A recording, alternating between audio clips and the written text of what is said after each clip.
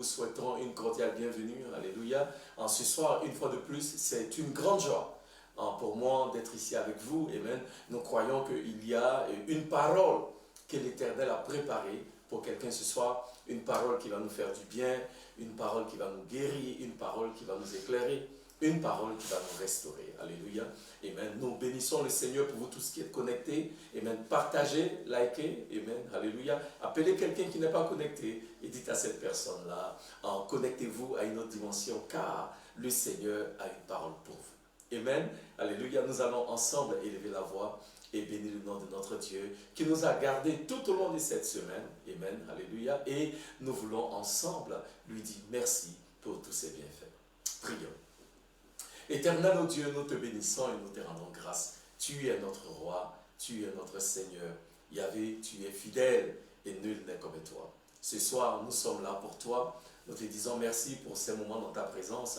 Nous prions, Dieu, que par ton esprit, tu nous conduises, que par ton esprit, tu nous enseignes, que par ton esprit, tu nous instruises et que tout ce que nous allons faire ce soir, que cela soit pour ta seule gloire. Béni sois-tu, ô Dieu, dans le nom de Jésus. Amen. Bienvenue encore. Ce soir, nous sommes à la fois aux questions. Alléluia. Nous étions ensemble le mardi dernier et nous continuons notre série d'enseignements sur avoir les yeux sur le Seigneur Jésus. Mardi dernier, nous avons parlé de contempler le Seigneur. Notre passage de base, c'est 2 Corinthiens chapitre 3, verset 18, qui nous dit à visage découvert, nous contemplons le Seigneur comme dans un miroir et nous sommes transformés à la même image de gloire en gloire. Alléluia. Et le mardi dernier, nous avons dit il est important pour nous de contempler le Seigneur. Il est important pour nous d'avoir les yeux sur lui. Alléluia. Parce que quand nous le faisons, nous sommes transformés, nous sommes changés, nous sommes bénis. Alléluia. Amen. Et nous croyons que cet enseignement a été une bénédiction pour plusieurs personnes qui nous ont soumis des questions. Nous rendons grâce à Dieu pour vous tous qui nous suivez fidèlement. Amen. Et nous avons des questions ce soir. Alléluia. Et nous voulons prendre le temps de répondre à ces questions-là. Amen. Et sans plus tarder, nous allons aborder la première question que nous avons reçue. Elle nous vient de Davila Nguessan du Ghana. Alléluia. Bonsoir à tous nos frères et sœurs au Ghana. Que l'Éternel vous bénisse. Alléluia. Et Davila nous dit ceci. Ok. Davila nous dit, bonsoir pasteur. Bonsoir Davila. Ma question est la suivante. J'ai lu sur un site que c'est Dieu qui choisit qui il voudra sauver lors du jugement dernier. Alléluia. Et depuis ce moment, je suis stressé de penser que je peux même avoir les yeux fixés sur lui et qu'il peut décider de ne pas me choisir et de ne pas me choisir au dernier jugement. Merci de m'aider à comprendre, s'il vous plaît. Alléluia. Donc la question de Davila est que elle a lu que c'est Dieu qui choisit qui il va sauver au dernier jugement. Okay? C'est important de comprendre ceci. Elle a dit qu'il va sauver au dernier jugement. Et elle dit que cela la stresse parce qu'elle estime qu'elle peut servir le Seigneur, mais elle n'est pas sûre si au jour du jugement, elle sera choisie. Alléluia. Merci pour ta question, Davila. Amen. Je veux déjà dire que Davila, il faut faire attention de ne pas croire à tout ce que nous voyons sur les sites internet. Alléluia. Il est mieux de mettre notre foi en la parole de Dieu. Amen. Donc c'est vrai, il y a ce que nous pouvons voir sur l'internet, il y a les choses que nous pouvons entendre de nos amis, de nos connaissances, même à la télévision, mais ce qui est important, c'est que ce sur quoi nous devons établir notre foi, ce sur quoi nous devons ancrer notre foi, c'est la parole de Dieu. Alléluia, car la Bible dit, il n'y a pas de prophétie plus sûre que celle de la parole. Amen. Donc c'est important, David, là, okay, que vous basiez votre foi sur la parole et non sur ce que vous entendez là-bas dire. Alléluia. Amen. Maintenant, David, si nous allons sur la base que ce que vous avez lu est vrai, la question que je me pose alors, c'est de savoir quels sont les critères, quelles sont les normes, quelles sont les exigences qui permettront à un homme d'être sauvé au jour du jugement. Amen. Donc si, disons, Davila veut être sauvée, qu'est-ce qu'elle doit faire pour que le jour du jugement, là, elle soit certaine que Dieu va la choisir? Ou est-ce qu'il y a possibilité de savoir, okay? Ou y a-t-il une possibilité d'avoir la certitude que nous serons parmi les choisis le jour du jugement? Amen. Davila, il est bon de savoir qu'il y a des religions qui enseignent que tous les hommes, quand ils meurent, vont en enfer. Et une fois qu'ils sont en enfer, Dieu mettra le jour du jugement dans une balance leurs bonnes œuvres et leurs mauvaises œuvres. Bon, Davila, il est évident que si nous attendons au jour du jugement, là où Dieu va mettre dans une balance nos bonnes œuvres et nos mauvaises œuvres, il est évident que ce que nous faisons de mauvais sera toujours plus grand que ce que nous faisons de bon. Alléluia. Parce que la Bible dit qu'il n'y a aucun qui ne soit juste. Amen. Dans le livre de Romains chapitre 3, verset 3, il dit « Il n'y a aucun qui ne soit juste, même pas un seul. » C'est-à-dire que personne n'est juste. Il va plus loin dans le livre de Romains chapitre 3, verset 10. Il dit « Tous ont péché et sont privés de la gloire de Dieu. » Tous. Donc il n'y a aucun qui ne soit juste. Donc il est évident, et je peux comprendre, Davila, que vous soyez inquiète. Okay? Parce que si on va attendre le jour du jugement pour voir si nous serons sauvés par rapport aux œuvres que nous avons, les œuvres que nous avons eu à faire pendant de notre vivant, alors il est sûr et certain qu'aucun de nous ne sera sauvé parce que les œuvres que nous faisons, okay, ne peuvent jamais, les bonnes œuvres, entre guillemets, que nous faisons, ne peuvent pas être plus que les mauvaises œuvres que nous faisons. Parce que mauvaises œuvres, ce n'est pas seulement dans les actions que nous entreprenons, mais c'est même aussi dans la méditation de notre cœur. Et la Bible dit, dans le livre de Jérémie, que le cœur de l'homme est tortueux et désespérément méchant. Qui peut le connaître? Alléluia. Donc ça veut dire que je conseillerais à personne de prendre cette chance-là. Okay? Parce que certainement, vous allez perdre au jour du jugement. Amen. Donc c'est des critères sur lesquels on ne peut pas se baser. Aussi nous le faisons, c'est sûr qu'il y aura pas beaucoup de personnes au paradis. Ok? Parce que nous savons que ce que nous faisons de mal est beaucoup plus grand que ce que nous faisons de bien. Mais David, là, la bonne nouvelle est que ce n'est pas ce que la Bible enseigne. Amen. Alléluia. La Bible nous dit que nous pouvons aujourd'hui même. En fait, ce que la Bible veut que nous comprenions, c'est qu'on n'a pas besoin d'attendre le jour du jugement pour avoir l'assurance de notre salut. Alléluia. La Bible dit que nous pouvons aujourd'hui sécuriser notre destination éternelle. David. Tu peux aujourd'hui savoir le jour du jugement, là où tu vas partir, si tu seras en enfer ou si tu seras au paradis. Tu peux sécuriser ta destination éternelle, David, en recevant aujourd'hui Jésus-Christ comme étant ton Seigneur et ton Sauveur personnel. Amen. C'est pourquoi la Bible dit dans le livre de Jean, chapitre 3, versets 16 et 17, il dit « Dieu a tant aimé le monde qu'il a donné son Fils unique Jésus. » Alléluia. Pour mourir pour nous et pour que quiconque croit en lui ne périsse point, mais ait la vie éternelle. Maintenant, regarde ce que la Bible nous dit au verset 17. Il dit « Car Dieu n'a pas donné son Fils pour condamner le monde, mais Dieu a donné son Fils pour qu'au travers de son Fils, tous parviennent au salut. » Alléluia. La Bible dit dans le livre de Romains, chapitre 10, verset 13, que quiconque invoquera le nom de l'Éternel sera sauvé. Quiconque. Il n'y a pas d'exception. Toute personne qui invoque le nom de l'Éternel, toute personne qui crie à Jésus pour le salut sera sauvée. Il dit dans le livre de Romains, chapitre 8, au verset 1, qu'il n'y a plus de condamnation pour ceux qui sont en Christ Jésus. Alléluia. Ça veut dire quoi? Ça veut dire que quand nous acceptons Jésus comme notre Seigneur et comme notre Sauveur, il n'y a plus de condamnation. Il va plus loin au verset 2, il dit, il n'y a plus de condamnation pour ceux qui sont en Christ Jésus, car la loi de l'esprit de vie en Christ Jésus nous a affranchis de la loi du péché et de la mort. Amen. En Jésus-Christ, David, nous avons l'assurance du salut. En Jésus-Christ, nous pouvons sécuriser notre destination éternelle. Alléluia. Et quand nous savons que notre destination éternelle est sécurisée, nous n'avons pas peur du jugement. Il y aura un jour de jugement. Alléluia. Mais ce n'est pas pour les justes, c'est pour les injustes. Amen. Quand vous avez Christ Jésus, alléluia, vous n'avez pas à avoir peur. Parce que le jour du jugement, la Bible dit, tout ce que Dieu fera, ce sera de déterminer la récompense de ceux qui sont en lui.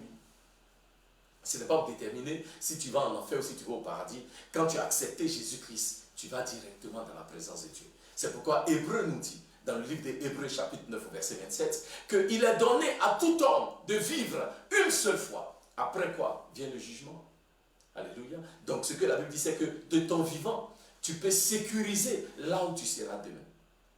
Alléluia. Amen. Donc David, là, je vais t'encourager, si vous n'avez pas l'assurance, amen, de votre destination éternelle, ce soir, je veux vous encourager à accepter le sacrifice de Jésus à la croix pour tous les hommes. Alléluia. Et au travers de son sacrifice à la croix, quand nous mettons notre foi en l'œuvre salvatrice de Jésus-Christ, notre Seigneur, alors nous n'avons pas à avoir peur. Nous n'avons pas à nous inquiéter. Alléluia. De comment est-ce que après la vie, en fait, quand nous ne serons plus sur cette terre, quel type de jugement nous allons confronter. Non, nous n'avons pas à nous inquiéter de cela. C'est pourquoi Christ est mort à la croix pour nous. Pour que cela ne soit plus un souci, pour que cela ne soit plus un problème dans nos vies, dans nos cœurs, pour que nous ne marchions pas dans la condamnation. Alléluia. Pour que nous ne marchions pas dans la peur de ce que le lendemain nous réserve. Alléluia. Quand nous avons Christ, c'est pourquoi il appelle le prince de paix. Nous avons la paix. Non pas seulement pour cette vie, mais même pour la vie à venir. Amen. Alléluia. C'est pourquoi il dit à Marthe, dans le livre de Jean, chapitre 11, les versets 25 et 26, il dit à Marthe, quand il arrive à la tombe de Lazare, il dit, Marthe, je suis. Parce que Marthe lui dit, Seigneur, si tu étais venu, mon frère n'allait pas mourir. Voilà, maintenant tu n'es pas venu. Et Jésus lui dit, hé Marthe, tu es agité pour rien. Tu t'inquiètes pour rien. Je suis la résurrection et la vie. Celui qui croit en moi, même s'il meurt, il vivra toujours. Et Jésus va au verset 26 et il dit à Marthe, Marthe, est-ce que tu crois cela? Il dit, celui qui croit en moi ne mourra jamais. Alléluia. Amen. Celui qui croit en moi ne mourra jamais. Amen.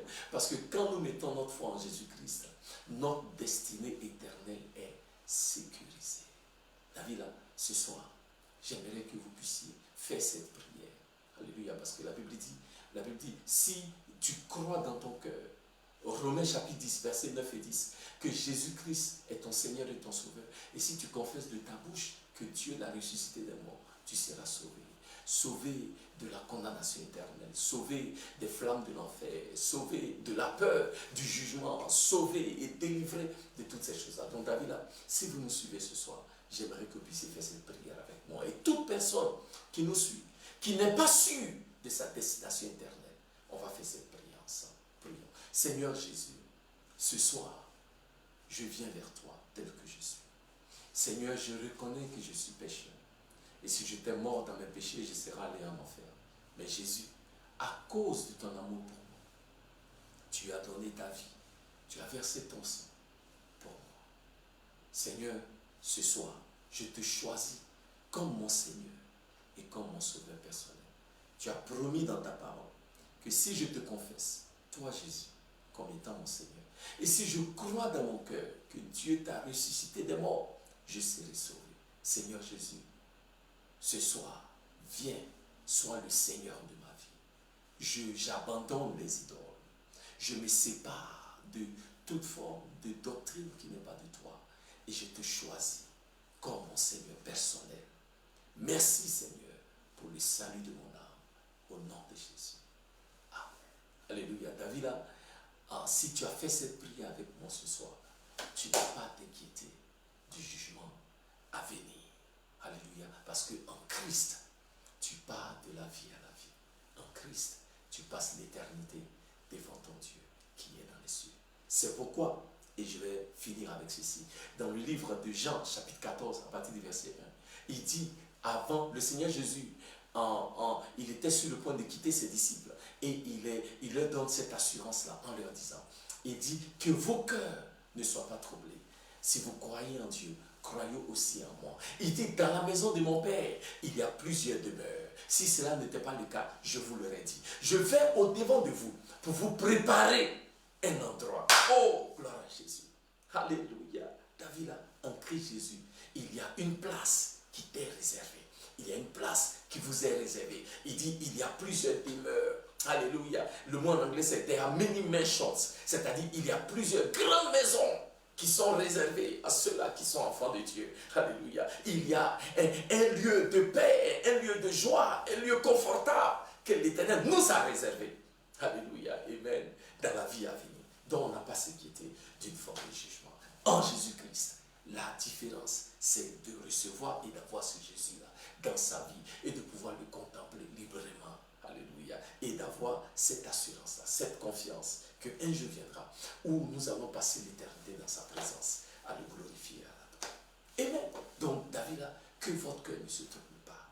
Amen. En Jésus-Christ, vous avez la paix. En Jésus-Christ, vous avez la vie éternelle. Alléluia. Gloire à Dieu.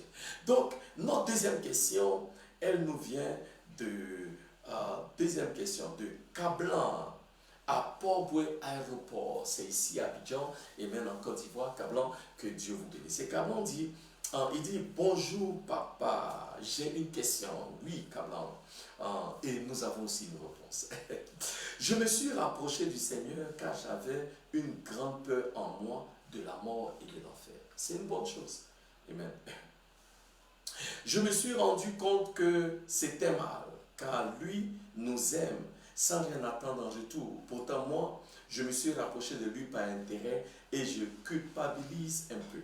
Merci de m'aider. Alléluia. Comment? Merci pour ta question. Alléluia. Amen. Déjà, je dirais que c'est une bonne chose que vous vous soyez rapprochés du Seigneur. Alléluia. Car c'est Jésus qui est la solution à tout problème. Physique, spirituel, émotionnel, relationnel, quel que soit le problème, c'est Jésus qui est la solution. Alléluia. Il est bon de savoir, Kablan. La Bible dit dans le livre des Hébreux, chapitre 2, versets 14 et 15. Il dit ainsi donc, puisque les enfants participent au sang et à la chair, Jésus lui-même a participé à la même nature pour qu'au travers de sa mort, il détruisit celui qui a le pouvoir de la mort, c'est-à-dire le diable. Alléluia.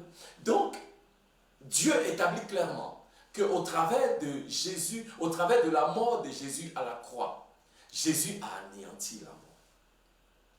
Amen. C'est pourquoi j'ai un message que j'ai enseigné une fois à la Pâque, que j'ai intitulé « Le jour où la mort est morte ». Alléluia. Amen.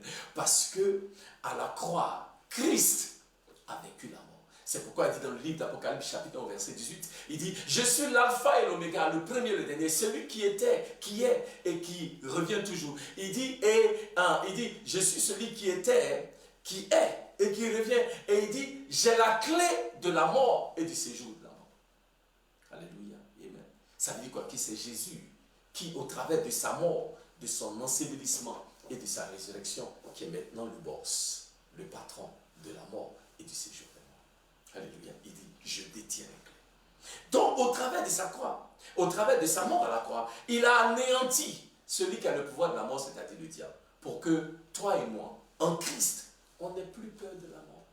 Amen. Donc, il continue et il dit au verset 15, et qu'il délivra tous ceux qui, par crainte de la mort, étaient toute leur vie retenus dans la servitude. Alléluia.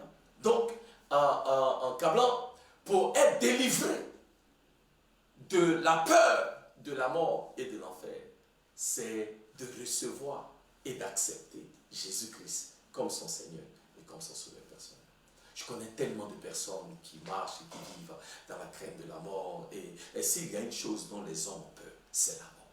Alléluia. Amen. Mais Christ est venu pour que nous soyons délivrés de la crainte de la mort. Donc c'est une bonne chose que vous soyez en Jésus-Christ. Parce que c'est en lui que vous pouvez avoir, que vous pouvez délivrer et qui étaient toute leur vie retenus dans la servitude ou qui étaient toute leur vie retenus dans l'esclavage parce qu'ils avaient peur de la mort. Alléluia. Parce que ceux qui ont peur de la mort sont liés. Mais en Christ Jésus, il vient et il brise les liens. Alléluia. Qui, ma foi, nous paralyse parce qu'on a peur de la mort. Alléluia. Amen. Alors, maintenant que vous êtes en Christ et qu'il vous délivre de la peur de la mort, Cablan, je vais dire, il n'y a pas de raison pour vous de culpabiliser. Alléluia. Pourquoi je dis cela? Je dis cela parce que, Cablan, toute personne qui est venue en Christ a un passé. Alléluia. Donc, pas besoin de dire non, bon voilà, maintenant je suis dans le Seigneur, mais en fait, je suis venu dans le Seigneur parce que, bon, Cablan, il n'y a pas de raison. Parce que Jésus nous accepte tels que nous sommes, avec nos bons et mauvais côtés. Alléluia, bien au contraire. La Bible dit, Jésus dit, il est venu pour chercher et sauver ceux qui étaient perdus. Donc ceux qui viennent en Christ, c'est ceux qui étaient perdus. Amen. C'est ceux qui étaient perdus dans leur voie, ceux qui n'étaient pas bien. C'est ceux-là que le Seigneur recherche. C'est ceux-là que le Seigneur veut sauver. C'est ceux-là que le Seigneur veut attirer à lui. Mais maintenant que nous sommes en lui, si nous allons nous asseoir et puis dire, ah bon, Seigneur, en fait, tu sais, avant, moi-même, j'étais quelqu'un qui blasphémait ton nom. Moi-même, avant, j'étais quelqu'un, c'est parce qu'il y avait ça là que je suis venu en câblant. Toutes les personnes en Christ ont un passé. Si nous allons nous asseoir pour ressasser ce que nous étions, ou ce que nous faisons, ou ce que nous pensions avant de venir à Christ, personne ne va servir le Seigneur. Donc je veux vous encourager. Maintenant que vous êtes dans le Seigneur, servez-le fidèlement. Allez de l'avant avec lui. La Bible dit, c'est ce Dieu-là qui a changé quelqu'un comme Paul, qui était d'abord Saul, un persécuteur de l'Église. Alléluia, un pharisien des pharisiens, qu'il a transformé en apôtre de l'Évangile. Alléluia, amen. Quelqu'un qui poursuivait les chrétiens pour les tuer. C'est lui-là que Dieu a utilisé pour écrire les 2 tiers du Nouveau Testament. Il pouvait s'asseoir chaque jour et puis dire, ah Seigneur, vraiment, tu as vu comment j'ai persécuté les chrétiens, tu as vu comment les choses que j'ai eu à faire, oh Seigneur. Non, c'est pas ce que Paul a fait. Paul s'est assis après que Jésus ait changé sa vie. Paul s'est assis et il s'est focalisé sur le travail que Dieu voulait faire avec lui et au travers de sa vie. Alléluia. Amen. Donc, Cablan, je vais t'encourager. Laisse ce que tu étais avant, ce que tu pensais avant. Le Seigneur sait et il t'a sauvé, il t'a reçu tel que tu es. Amen. Sois focalisé sur lui et fais son œuvre. Garde tes yeux sur Jésus. C'est lui qui est l'auteur. Hébreux chapitre 12, verset 2. C'est lui qui est l'auteur et le consommateur de ta foi. Alléluia. Donc contemple-le. Garde tes yeux sur lui. Alléluia. Amen. C'est lui. Lui, il ne te condamne pas. Lui, il ne t'accuse pas. Alléluia. Donc ne laisse pas la voix, l'ennemi te dit, ah, voici ce que tu étais, voici ce que tu faisais, voici comment tu étais. Comment tu peux dire maintenant, quelqu'un, notre évêque, président, amen, nous dit, le bishop Johnson, il nous disait souvent, il dit, écoute, quand le diable vient te rappeler de ton passé, ce que tu étais et ce que tu faisais, il faut rappeler au diable son futur dans le lac de feu. Alléluia. Donc quand les voix te viennent, dis à l'ennemi, maintenant je suis en Christ, je ne suis plus cette personne-là qui faisait ceci, qui faisait cela, qui pensait comme ça. Je suis renouvelé, je suis une nouvelle créature. Il dit dans le livre de 2 Corinthiens chapitre 5 verset 17, celui qui est en Christ est maintenant une nouvelle création. Les anciennes choses sont passées, maintenant toutes choses sont nouvelles. Cablan, tu es maintenant Jésus. Les anciennes choses sont passées, maintenant toutes choses sont quoi? Nouvelles. Alléluia. Contemple ton Seigneur. Serre-le fidèlement. Amen. Alléluia. Nous allons prendre une autre question. Amen. Notre temps en tire à sa fin, mais je ne peux pas croire. Le temps passe vite, hein? Alléluia. Oh, gloire à Jésus. Et notre question nous vient de Solange Komoé à Makori, ici à Abidjan, Côte d'Ivoire. Solange, que Dieu vous bénisse. Alléluia. Amen. Et Solange nous dit, bonsoir, pasteur. Je constate que certaines personnes athées, c'est-à-dire certaines personnes qui ne croient pas en Dieu, peuvent avoir de grandes qualités humaines, alléluia, que même certains chrétiens n'ont pas. De générosité et d'amour envers leur prochain. Alléluia, cela dit, même il y a des païens qui sont plus aimables que les chrétiens, des païens qui manifestent plus d'humanisme et de générosité envers le prochain que même les chrétiens. Et elle nous dit, Dieu ne serait-il pas ce lien précieux, cet amour que nous tentons de cultiver avec autrui? Alléluia, amen. Voilà. Donc, Solange, merci pour ta question. Alléluia. Je veux commencer par répondre en disant ceci. Je vais parler d'abord des chrétiens. Alléluia. Elle a dit qu'il y a des chrétiens qui n'ont même pas de générosité et d'amour envers leur prochain. Alléluia. La Bible dit dans le livre de Matthieu, Solange, en Matthieu 5, versets 14 à 16. Il dit, nous sommes la lumière du monde et le sel de la terre. Alléluia. Nous sommes, nous qui sommes en Christ, nous qui sommes enfants de Dieu, nous qui sommes chrétiens. Alléluia. Nous sommes la lumière du monde. Paul dit dans le livre de Philippiens chapitre 2 verset 15 que nous brillons dans ce monde comme un flambeau. Alléluia. Donc c'est clair que la volonté de Dieu c'est que nous soyons la lumière du monde. Et la lumière fait quoi? Là où la lumière est, les ténèbres disparaissent. Alléluia. Amen. Donc en tant qu'enfants de Dieu, nous sommes supposés faire briller la lumière de Dieu. C'est pourquoi le Seigneur Jésus continue, il dit, puisque nous sommes la lumière, il nous invite à faire briller notre lumière. Matthieu 5, 16. Il dit, pour que les hommes voient notre lumière et glorifient notre Dieu qui est dans les cieux. Alléluia. Donc nous qui sommes chrétiens, avons la responsabilité, au travers de nos vies, au travers de l'amour que nous manifestons, au travers de la considération que nous apportons à notre prochain, alléluia, au travers du bien que nous faisons aux hommes, préserver le témoignage de Christ. Amen. C'est notre responsabilité en tant que chrétien, en tant qu'enfant de Dieu. C'est ce que nous devons faire. Malheureusement, cela n'est pas toujours le cas. C'est pourquoi il y a beaucoup de personnes qui regardent les chrétiens et disent « Ah, vous êtes hypocrite parce que vous ne faites pas ce que vous dites. » Parce que dans ce que vous faites et ce que vous dites, ou ce que la Bible dit, il y a une grande différence. Alléluia, amen. J'ai lu un livre sur le Sundar Singh, qui était un chrétien en Inde, qui servait le Seigneur, qui était vraiment entièrement consacré à l'Éternel, et que Dieu a utilisé pour accomplir beaucoup de miracles. Et l'une des choses que le Sundar disait, il dit, si je regardais les chrétiens à son époque, ceux qui confessaient Christ pour servir le Seigneur, je n'allais jamais servir Christ. Alléluia. Parce qu'il avait une relation personnelle avec Dieu, puisque dans la vie au quotidien des chrétiens qu'il voyait, il ne voyait pas un témoignage véritable de Christ. Amen. Et il disait, ces gens-là n'étaient pas une motivation pour lui, pour servir le Seigneur. Amen. Il s'est basé uniquement sur sa relation avec Dieu. Donc on peut comprendre qu'il y a des personnes qui n'ont pas un témoignage honorable. Alléluia. Mais ça ne veut pas dire qu'il n'y a pas non plus des chrétiens qui montrent l'exemple. Amen. Donc ne regardons pas ceux qui ne font pas bien. Regardons plutôt ceux qui font bien. Amen. Parce qu'à la fin de la journée, ceux qui ne font pas bien sont dans la minorité. Amen. Et nous encourageons, amen, les enfants de Dieu à être un exemple. Alléluia. Maintenant, de l'autre côté, Solange, les athées peuvent faire de bonnes œuvres sans Jésus. Alléluia. On appelle ça de l'humanisme. Amen. Et si vous voulez voir les grandes, comment j'appelle ça, les grandes religions de ce monde, le bouddhisme, moi j'ai pratiqué le bouddhisme pendant longtemps, le bouddhisme, les religions exotériques, les francs-maçons, le Rotary Club, comment on appelle, le Lions Club, ces endroits-là, et ils pratiquent ce qu'on appelle l'humanisme. Alléluia, faire du bien à son prochain. Amen. Mais Solange, ce qu'il faut comprendre, c'est que quels que soient les bienfaits qu'on peut faire aux autres, amen, la bonté qu'un homme peut exprimer, sans Christ, cet homme va finir en enfer. Alléluia. Donc, à la fin de la journée, et soyons focalisés beaucoup plus sur la destination éternelle de la personne qui fait ce qu'elle fait. Amen. Parce qu'à la fin de la journée, Dieu ne regarde pas aux choses que nous faisons en apparence. Dieu regarde au cœur.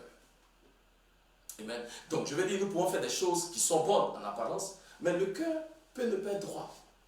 Amen. Donc, le cœur, là, il a besoin d'être droit, non seulement avec les hommes, mais aussi avec Dieu. Donc, ça ne suffit pas que mon cœur soit droit avec les hommes. Mon cœur doit aussi être droit avec Dieu. C'est pourquoi, dans le livre des Actes des Apôtres, chapitre 10, au verset 1, la Bible nous parle d'un centenier romain appelé Corneille, qui était un homme bien. Il faisait du bien. Alléluia. Mais il était romain. Il n'était pas chrétien. Il n'était pas sauvé. Et la Bible dit, il était tellement bien que Dieu a fait venir un ange pour parler à Corneille. Et il lui a dit, Corneille, tu fais tellement bien que tes bienfaits sont arrivés devant la présence de Dieu. Dieu lui-même a remarqué que tu es bien. Dieu lui-même a pris note que vrai, tu es un homme bien. Et l'ange lui dit, mais Corneille, il y a quelque chose dans ta vie qui manque. Donc va chercher un homme qui s'appelle Pierre. Lui, il va te dire ce que tu dois faire. Et Corneille est allé chercher Pierre. Et selon, vous savez quoi? Quand Pierre est venu, il a dit à Corneille, Corneille, c'est vrai, tu es un homme bien, mais il y a quelque chose qui te manque. Et vous savez ce que Pierre lui a dit, lui manque? Pierre lui a dit, tout ce qui te manque, c'est Jésus. Alléluia. Tout ce qui te manque, c'est Jésus. Donc, en cela, je vais vous encourager. C'est vrai, il y a des chrétiens qui ne font pas bien. Et il faut qu'on prie pour que ces chrétiens-là soient de véritables témoins de Christ. Alléluia. Et non des hypocrites. Il y a des athées qui font bien. Mais prions que ces athées-là ne périssent point après qu'ils aient fait toutes les bonnes choses qu'ils ont fait. Parce que sans Christ, ils vont mourir et finir en enfer. Ce n'est pas la volonté de Dieu. La Bible dit, ce n'est pas la volonté de Dieu que les hommes périssent, mais il désire que tous parviennent à la connaissance de la vérité. 1 Pierre chapitre 2 verset 9. Alléluia. Ce que Dieu désire, ce que Dieu veut, c'est que tous les hommes parviennent à la connaissance de la vérité, qui est Jésus-Christ, notre Seigneur. Donc Solange, j'aimerais finir en disant ceci. Prions ensemble pour les chrétiens qui sont encore à la traîne. Alléluia. Amen. Venir à Christ, ce n'est pas seulement dire que je connais Jésus-Christ. C'est pour que nos vies, chaque jour, témoignent de qui Jésus est et de ce qu'il peut faire dans la vie d'un homme. Mais prions aussi pour les athées. Les athées, ça veut dire les gens qui ne croient pas du tout en Dieu. Les gens qui disent, est-ce qu'il y a un Dieu? Si, il y a un Dieu. Et sans ce Dieu-là, Jésus-Christ, vous allez périr et finir en enfer. Alléluia. Et c'est pourquoi nous avons besoin de prier pour que le voile soit arraché. Alléluia. Pour que les cœurs endurcis soient changés en des cœurs de chair qui seront ouverts à recevoir Jésus-Christ comme Seigneur et Sauveur. Alléluia. C'est ça qui est le cœur de Dieu. Que tous les hommes soient réconciliés à lui au travers du sacrifice de Jésus, notre Seigneur. Alléluia. Oh, gloire à Jésus. Notre temps ensemble arrive à sa fin. Nous bénissons Dieu pour vous tous qui avez soumis des questions ce soir. Alléluia. Amen. Je veux en dire merci pour la ville de Davila au Ghana. Amen. Pour celle de Kablan à Port-Boué et pour finir celle de Solange ici à Makori. Alléluia. Nous prions que l'Éternel vous bénisse. Nous prions que l'Éternel vous garde. Nous prions que vos yeux soient toujours focalisés sur ce Jésus-là qui est fidèle, qui est bon. Alléluia. Et qui va continuer de se révéler dans vos vies, au travers de vos vies, vous révéler ses bienfaits. Alléluia. Nous voulons encourager chaque enfant de Dieu à continuer de garder les yeux sur lui. Jésus est bon, Jésus est fidèle. Nul n'est comme lui. Nul ne peut faire les choses que lui fait. Alléluia. Ne soyons pas distraits. Regardons toujours à Jésus. Alléluia. Nous voulons vous donner rendez-vous pour ce mardi. Et maintenant, nous allons continuer d'enseigner sur les yeux fixés sur Jésus. Alléluia. Amen. Et vous ne voulez pas rater le rendez-vous de ce mardi. Le Seigneur va encore nous faire du bien. Amen. Pour ceux qui seront au culte demain dimanche, nous vous souhaitons un bon culte. Que Dieu vous bénisse. Que Dieu vous garde. Et à très bientôt.